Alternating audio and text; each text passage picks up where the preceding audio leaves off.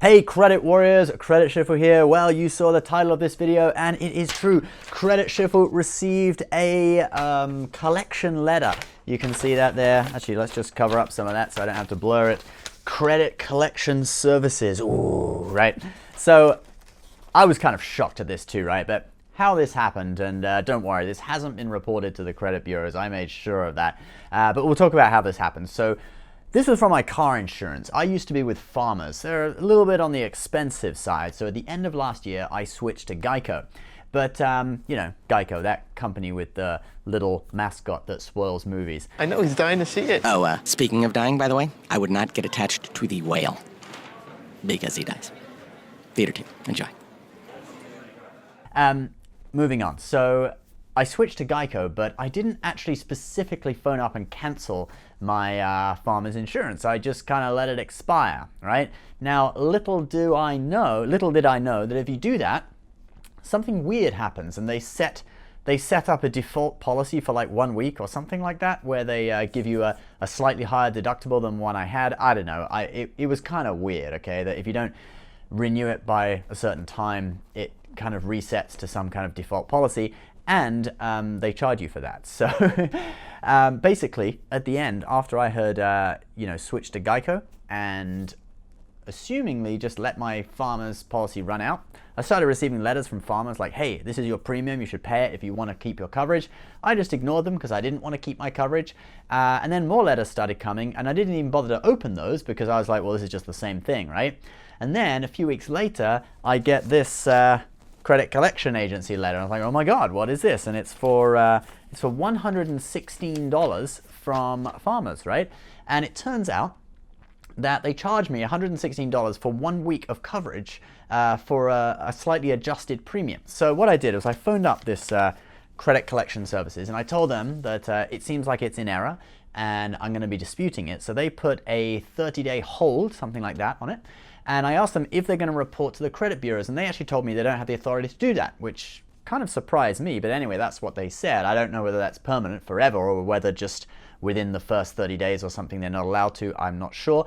But they told me that it will not be reported to the credit bureaus, and I've been disputing it with Farmers, and they agreed that they did it in error, and they've sent me something to sign to kind of, cancel the whole thing. So it worked out all right. But when I saw this, I was gearing up for a proper credit repair kind of mission, right? Because, well, I'm applying for a mortgage quite soon, and I absolutely do not want any negative information on my credit report. So I was gearing up to, making an offer, pay less than they had, than they want, as long as they agree to wipe it from my credit report, all that kind of credit repair stuff, disputing, etc. But it turns out I didn't really need any of that, and Farmers are just going to cancel it for me because it was done in error. But there is a moral to this story. We'll get to that in a minute at the end of this video. But first, because we're talking about collections and credit reports and stuff, I'll tell you a story of another time that I have had a collection. And that was quite a long time ago, coming up to about 8 or 9 years ago now. It was when I just moved to the US, 2011. Okay, I had this account from TD Bank. Now, TD Bank has this account, or they did at that time, they might still have it, where it's free. Okay, you don't have to pay a monthly fee on it, as long as you have a minimum balance of $100. And this account is great for people who are here on like a work visa or a student. They are not US citizens or permanent residents, which I wasn't at the time, because you do not need to have a social security number for this account. All you need to do is provide a letter from your employer or from your school saying that you work there or you're studying there, and they'll give you this account as long as you have a minimum balance of $100. Now, I only had this account because I was having some orthodontal work done. I was having my teeth straightened, and I needed to pay the dentist, right? And so after a year, I didn't need to do that anymore. So I just kind of forgot about the account. I spent a little bit of money on it, and I went under the $100. So every month, if you go under $100, they would charge you a $15 fee, okay? So this fee kept getting taken out each month, and I still forgotten about it. And when it hit zero, I assumed that it would just cancel, right? The account would close, because when I set it up, they said, do you want an overdraft on this account? Do you want it to be able to go below zero? And I said no. But it seems that only applied to purchases, okay, or cash withdrawals, not to fees. So it went below zero because of the $15 monthly fee. And then because it went below zero, I was hit with like a $30 overdraft fee. And I still didn't know what was going on because I wasn't checking it. And this kept happening every month until it built up to about $250. And they eventually called me like, dude, your account is like delinquent, all right? I guess it must have been after like 90 days or something. And so I went in there and they were like, I was like, guys, I didn't know, like, I thought it wouldn't go below zero. And they were like, okay, we'll cancel this as a courtesy, but it might have already been reported to a collection agency. And if it has, there's nothing we can do. So after about 6 months or so, eventually a collection agency did get in touch with me and they're like, oh, you owe this money, we're collecting on it. Now, I was a bit amateur at the time. I did not know all the things I know about credit now, and if I had known, I would have known that I didn't really have to pay it. I thought this collection agency would be sending people around my house, literally like steal my computer in order to pay the debt, right? Well, I actually can't do that. But yeah, if I'd known, I probably would have been offering to settle for like 50% of the money I owed in exchange for them not reporting it to the credit bureaus. Now, in case that sounds shady to you, don't forget that these collection agencies buy debt for much lower than is owed from the banks, okay? So the bank's actually written off that debt. They sell it for like half or less than is owed to the collection agencies. So you really can offer like 50 or 60% of the money you owe and not be screwing anyone out of money because the collection agency is still making profit on that debt, okay? So don't think that that's some shady way of operating. That's actually pretty legitimate because remember, you're not paying the bank the money you owe them.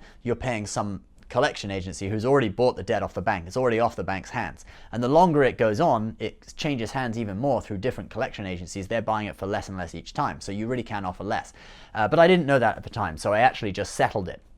Now, the lucky thing is though, at that time, I did not have a social security number, okay, which is why I was using that account in the first place. So this collection actually doesn't appear on my report. Well, now, because it's past 7 years anyway, it wouldn't appear, it would already have gone off. But even 3 or 4 years ago, when I had first started applying for credit cards and stuff, this collection did not appear on my report because it was not linked to my social security number. They may have been able to track it by the name, but I think there wasn't enough information to actually link it to my report. So I got away without having that collection on my account, which is absolutely wonderful because that would have kind of screwed me over with applying for all the credit cards I applied for when I first started getting into this about 4 or 5 years ago. So that's really great.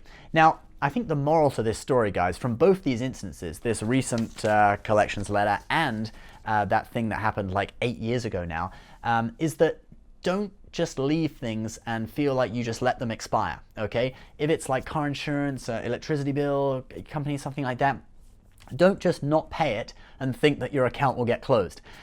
Because sometimes there are penalties if you don't pay. There may be a penalty charge, and then if you don't pay that, it gets charged again and again, and your account ends up delinquent and stuff gets sent to collection. So do always make sure that you actually call up and say, I want to cancel this account. Finished. Don't just not pay the bill. Some people don't like doing that because they often use high pressure sales techniques to try and get you to, stay with them. So for example, Verizon always, they're still sending me emails asking me to come back, and I don't want it. I'm with Ting. It's a much cheaper phone service. So yeah, some people don't like to do it, but it is in your interest to make sure you do call up and cancel these services, just in case you do get hit with something like, this kind of fee, which if you leave it too long, it can get sent to collections, and then there's a possibility that if that collection reports to your credit, your credit bureaus, you could get screwed over and seriously decrease your chances of being able to buy a house, being able to get a car loan, all that kind of stuff. So, moral of the story is just keep stuff under wraps. Make sure cancel it through the proper channels. Don't just let it expire. That's kind of what I've learned from this, guys. Now, if you have damaged your credit, there are a couple of credit cards I can recommend if you're dealing with something like this. Capital One Platinum is great. They'll give you a credit limit increase after 5 months of on-time payments. So they are geared towards improving your credit score. They also have no foreign transaction fees, so it's good for overseas use as well. If you can't get approved for that, then I can recommend the Capital One Secured MasterCard. You can put down a $200 deposit, and then they'll give you a card, normally $200 credit limit, and you just use that card, on-time payments every month. It's great for rebuilding your credit score after something bad like negative information, sort of collections, bankruptcy, all those terrible kind of stuff that can have on your credit report. And we'll put the links to those 2 credit cards in the description below so you guys can check them out, learn more about them. Also, if you're interested in credit repair, I'll put my credit repair video on the end of this video for you guys to check out as well. Thank you very much for watching, and have you ever been in a situation like this with collections, bad info on your account? How did you deal with it? Please leave a comment below. I'd love to hear your stories. As always, please subscribe for new content almost every day. We'll see you next time. Bye-bye.